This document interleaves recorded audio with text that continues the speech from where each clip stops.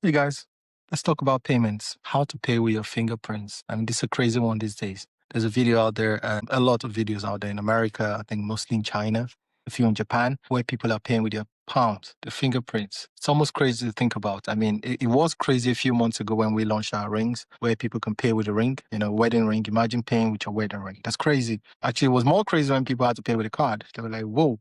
And when you mean this box here, is for a card. I'm like, yep, there you go. You can make a payment with your card. How crazy is that compared to holding cash around, right? And cash used to be very cool. It's crazy to pay with a piece of paper and a promissory note. At some point, someone's going to pay. And now you have this as well with a card, and then following on with the rings. And then lastly, now you've got a palm. Is it a big deal? Is it going to change the world? I think let's talk about that. So, I mean, to start, I think it's always good to talk about what's open loop and closed loop. I think that's important. So open loop payment is basically where it goes through MasterCard, Visa card, and everybody out there. Okay. Everyone has this information. It's global. People can see it.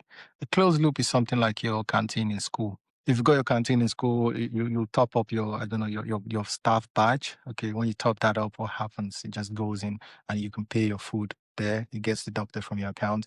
That is you, the merchant, and the school or institution that knows that transaction. Different from your normal payment. Because your normal payment, when you show up with your bank, okay, you show up with your bank card was issued by your bank. But if you see at the bottom of the card, look, just go through, look at your card. You can pause the video and look now. You have your bank, and then you have always Visa, MasterCard, ACB, Union Pay, someone, Amex, someone at the bottom there is actually who decides the network.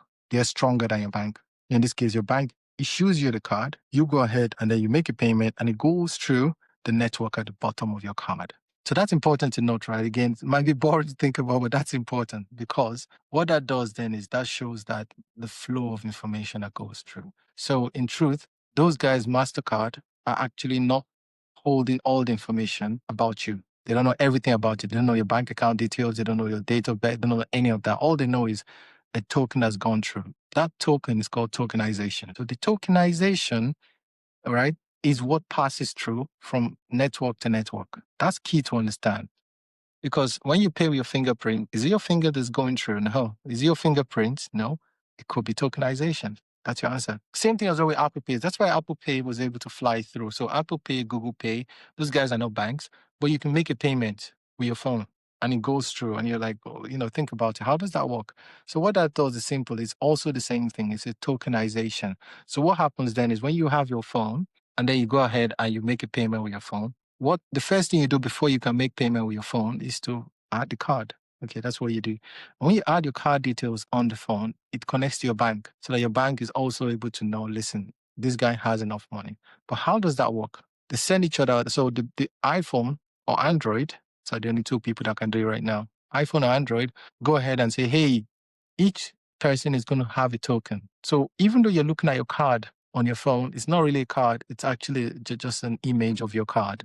But in truth, the number that's stored there is actually what's called a device activation number, or device account number, sorry. So it's a device per device. So what happens then? The device has a number, and that number is what gets passed across when you make a payment. You go and you make a payment, they're not seeing all your card details, and all they see is a device activation number, a token. That token is what's passed to MasterCard. MasterCard says, okay, I've got a number here. They go to your bank and go, what number is this? They find out, okay, this person has enough money. They actually still don't know your number. They don't know your date of birth, nothing. All they know is that this number has come true. And then they ask your bank, does this person have enough money? Yes, done. Then you can ask for further information. That's where they turn around and say, okay, check the address or check the location, things like that. That's all. And once that gets passed across, there's some activation and then it goes down, and that's how your payment is done.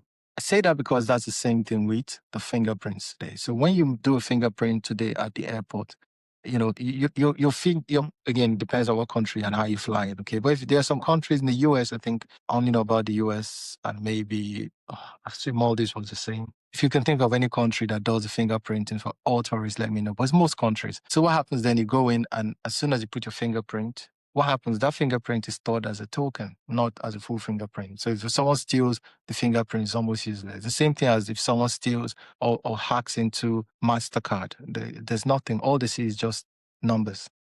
They don't know who that's linked to. It's almost useless.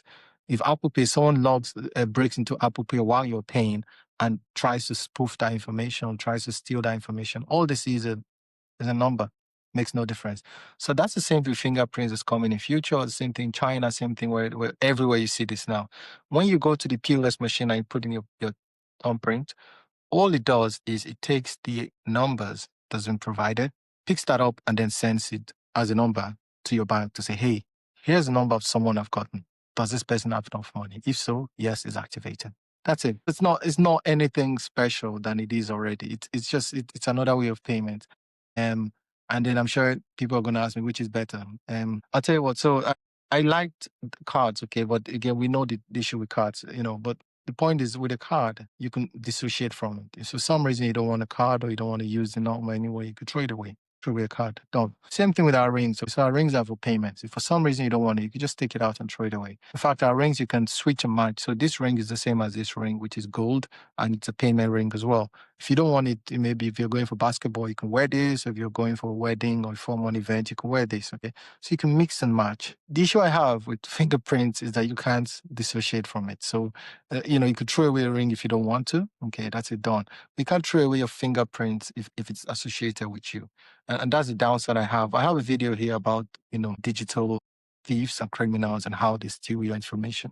That's a problem as well. So if someone actually, for some reason, spoofs your finger, which they can do a lot, they can just with a handshake, unless you walk around with gloves, okay, but with a handshake, they can take your fingerprints. Or you've seen movies, right, where I just drank this cup of water. Someone comes in, they can spoof my fingerprints just on this. If you look close, you can see that's my fingerprint already. So I think my opinion, again, rather negatively, but we're opening ourselves to a lot more risk, a lot more criminal activities just by using our fingers as a form of payment. Because we leave our fingerprints and DNA everywhere. Okay. And that's the issue I have with that. I'm not saying if my customers want it, I won't give it to them. We're fintech, we focus on our customers. I'm talking to you guys here because you're my customers. However, I think it's something that is risky that we need to watch out for, because using your payment, your Face ID, it's okay with your Face ID because it only goes on the phone. That's it.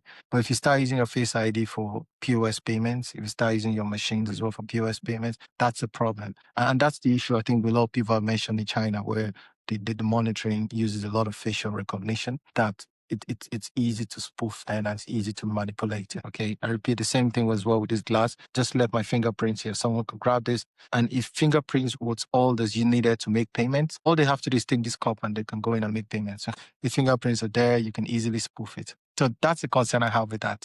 I think hopefully we can get some solution around that before this becomes big and mainstream. Take care and see you in the next one.